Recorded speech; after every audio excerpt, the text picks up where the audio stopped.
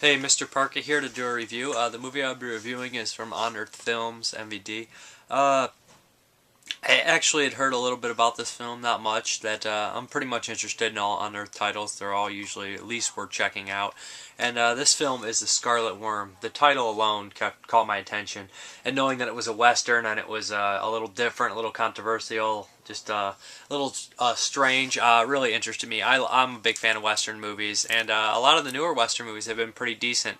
And especially a movie that's underground Western, that's kind of controversial, I had to see it. And I watched this one, and I must say it was a damn good movie. It was pretty cool, really different. It starts off with this guy talking about circles, and that plays into the end too. I don't want to really give away too much. But anyways, the film basically had six seemingly talented people all drive all around the country, as shows us in the futures, to get together to make this film. And basically it starts off, and I was thinking, this is pretty good, and then it kind of has a point where I was thinking, I wasn't unsure how I felt about it, and then by the end of the film I was like, no, that was good. That was a great movie.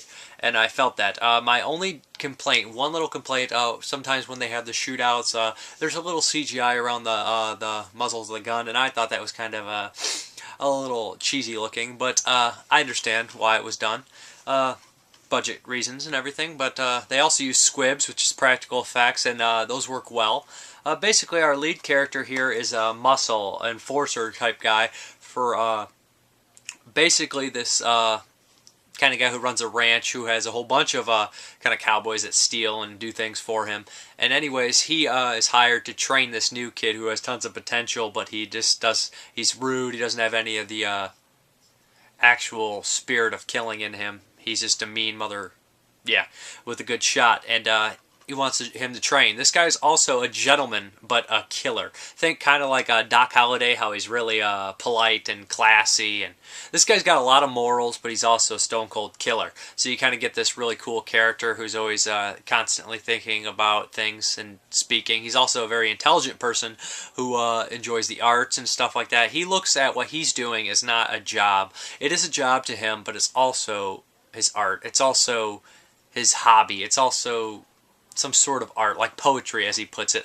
It's not what you do, it's kind of how it unfolds. And I really like that. He was a really great character. He's really well acted, and he's really different. And anyways, he's hired also to kill this guy who's running this brothel, who's also a really great character. He's this German guy, and he's basically, or I think he's European for sure, and he's basically giving these prostitutes abortions when they're with child. And the guy who runs the ranch does not like that, as he says. And we basically have this guy, Print, I believe his name is, going in there with the kid, teaching the kid basically to kill them. He gets undercover, and he gains the guy's trust and learns some things from him, which is what my favorite piece of dialogue comes from the film, The Scarlet Worm, which is what the title comes from. I'll show that clip. I think it's an amazing clip. I think that's an amazing scene, and I really thought it was really cool to add that in there. And because our lead is very religious, and the guy he's talking to is very religious, and it's funny to see these two different perspectives coming at each other. But anyways, the kid who he's training falls in love with the prostitutes. That complicates things, and by the end of the film, there's a whole different thing going on with some background. A little bit is shown in the beginning, but as it progresses, as the film goes longer, more things are shown, and you see actually what's going on, not just what you think may be going on. Sometimes the shootouts seem a little bit cheesy because a lot of people are dropping dead, but most of the part, they're enjoyable and cool and action-packed. I do find the acting from passable to amazing. I thought everyone was passable, but I thought a lot stood out more. I thought the lead was amazing, and I thought the German guy was also very great. I thought a couple of the others were really good, but those two really stood out for me. In the very beginning, he has a great scene to establish his character, where he kills this guy who's stealing one of the ranch guys' cattle, and he puts him in the cattle just to prove a point. This guy likes to paint masterpieces, if you will, to prove points, to send a message to other people. Along we'll know all about it. Further along we'll understand why. God can't be boiled down into something as simple and mathematical as a circle. It's got more poetry than that. Oh, Jesus Christ! Oh, oh God! Jesus, God! Oh.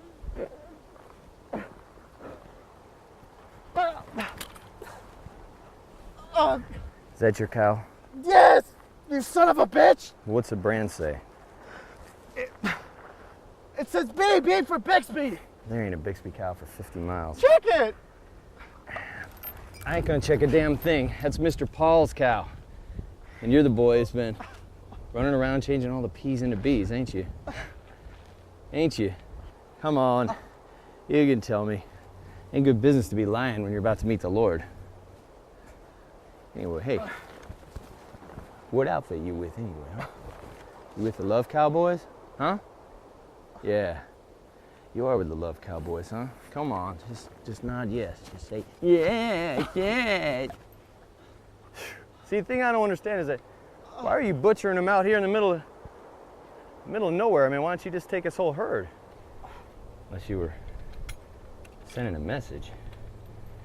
That's what you were doing, right? You were sending a message, huh? You were telling Mr. Paul that you and your cohorts could come out here and you could and you would just take his cows anytime you want, huh? Those aren't his cows. He stole those cows when he was coming up. Yeah, well, that's a matter of debate. Debate my ass. Well, look at this. Colt single action. Typical. What is it with people today? They ain't got no sense of style or aesthetics.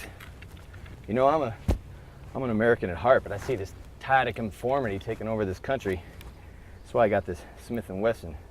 It's durable, and it packs a wallop, and it's about as pretty as a Sunday morning. I was real happy with this purchase, you know. I got a feeling that this kind of gun is kind of like the gun that God might carry. Perhaps you can tell me. But anyways, the DVD comes with some special features behind the scenes, basically telling where these people came from and how they made the film and what they enjoyed. Some trailers from their previous work that all looks really cool. And that's pretty much it. It's on Blu-ray and DVD. It's on Unearthed and MVD release. Really recommend this movie. It's a violent, kind of a different, ballsy Western movie that I haven't seen anything quite like it. I really enjoyed it. It's a Scarlet Worm. Check it out. I couldn't recommend this one enough. I know some people, if you don't like Westerns, don't check it out, but I still say check it out because it's a little bit different than a Western, and I know a lot of people don't really like the low-budget things, but it starts off great. It gets a little shaky in the middle, but by the end, everything is great, and there's reasons for the kind of middle parts and everything like that. I think that the end really brought the film together with the the history repeats itself type deal, the circles. But I don't want to give too much away. I might have already. But anyways, that's a Scarlet Worm. Hope you guys enjoy my review and check the movie out. Thank you. Goodbye. Also in Psalm 22 you find the phrase, I am no man, I'm a worm. The word worm refers to the scarlet worm, which was what the Israelites used to dye their clothes crimson. The scarlet worm is synonymous with this dye, and the Hebrew word for scarlet and the Hebrew word for worm is just one and the same. That's interesting. Now this worm, when impregnated, takes itself to an oak tree and fastens itself to the cursed trunk, where it is stuck, where it cannot move, and where it will remain until its death. Now finally, when it is time to give birth, its young tears through the flesh, killing it and getting stained in the process with the crimson dye. Now they are scarlet, with the blood of their creators on their head. Okay. Now, is this not a picture of life through death? Is this not a picture of Christ, his crucifixion no less on a tree? And yet you provide sin. I provide release. It's true, it is a sin, but it is illogical to think that man can eradicate sin. Only God can do this. I provide release because man is a sexual animal, and his sexuality is intertwined with aggressive behavior. Without this release, this town would go rampant with rape, assault, and murder. I think of this place as a slight incision to bleed out a swelling infection. Well, isn't life a product of sin? I mean, what do you do when one of these Joeys is with child and she's supposed to just run up to some tree and the baby tear out of her? It is true, this is an unfortunate byproduct of sin, but I would not expect my girls to raise a bastard. Now, the only practical resolution is the elimination of the unborn. A very barbaric resort, but it's not debatable. Is it truly cruel to expose them to the wretchedness of this world? Are not all these unborn children now in the warming arms of their Creator? Through their sacrifice, we have life relatively free of rape and wanton violence.